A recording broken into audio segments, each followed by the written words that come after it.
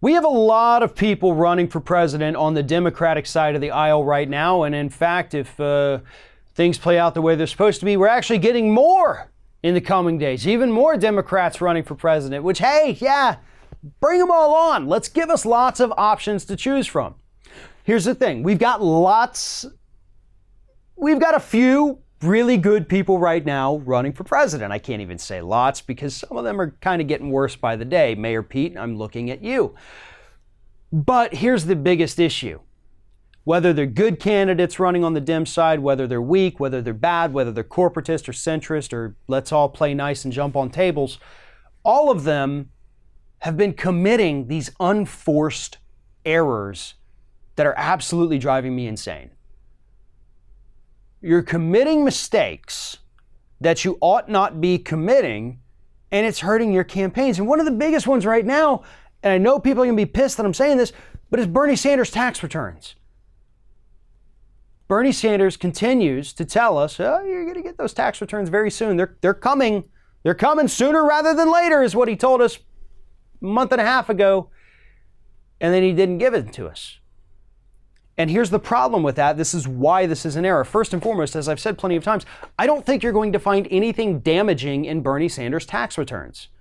But when you continuously promise us that they're coming and then you don't deliver, it makes us think, and it makes your critics think, that you do have something to hide, that there is something damaging in there that you don't want us to see. That is why it is so important for him to release these tax returns. And the issue with Bernie, and why I'm not harping on all of the other people who have also not released their tax returns, is because Bernie's had the longest. Bernie, promised us in 2016 we were going to get these, and he gave us 1 year, and it wasn't even the full year. But there was nothing in that year that would raise any concerns or red flags. And I firmly believe that we're not going to see anything in there that's going to hurt him, but it does beg the question as to why we're not getting them. And to the other Democrats running for president, where the hell are your tax returns too? We have to have transparency. We have to have openness. We need to see these things. Trump's not giving us his, and you see how that's working out for him. Now you got Democrats trying to subpoena them. You need to give us these tax returns to avoid problems in the future. Hillary Clinton gave us 30 years of tax returns. I see no reason why every Democrat running for president couldn't do the same thing. Right now we only have Gillibrand, Klobuchar, and Inslee who have released tax returns. We need to have every single person running for president on that list. But make no mistake, this tax return thing is not the only unforced error. The Elizabeth Warren DNA test thing was an error, but only because the Republicans were able to latch onto that narrative, shape it, twist it, and control it.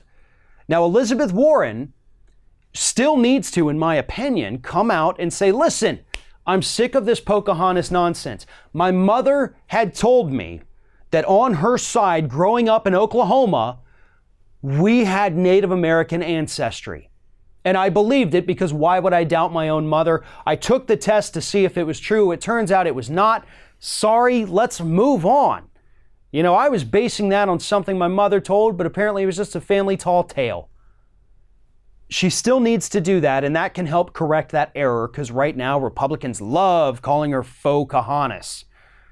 That one is easier to overcome, just as is Bernie's. Just give us the tax returns and then we're good to go. But there's others, right?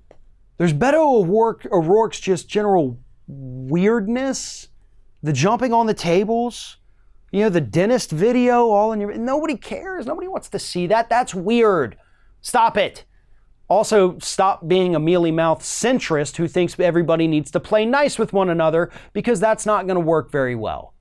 We have other Democrats running who say, oh, I don't know how I feel about reparations. Maybe, but I'm not sure. Oh, Medicare for all. No. Medicare for some, and then maybe not for others. Oh, I'm a capitalist. I love capitalists. Oh, let me hug you even though I just met you and you don't know me and this is weird, right? Am I holding on too long? Democrats are their own worst enemies right now. Any one of these people, good or bad, and I've got some I really dislike running for president on the Democratic side, but any one of them would be better than Donald Trump. And I believe, given the right advice, any one of them could beat Donald Trump. but not if they keep screwing themselves over. Democrats are their own worst enemy, and they always have been. You've got time to change this and time to overcome it. But each day that passes, that time ticks down a little bit more. So you got time now, but 2-3 months from now, that's ball game. That's where we're in it to win it. So get your shit together and stop committing these unforced errors.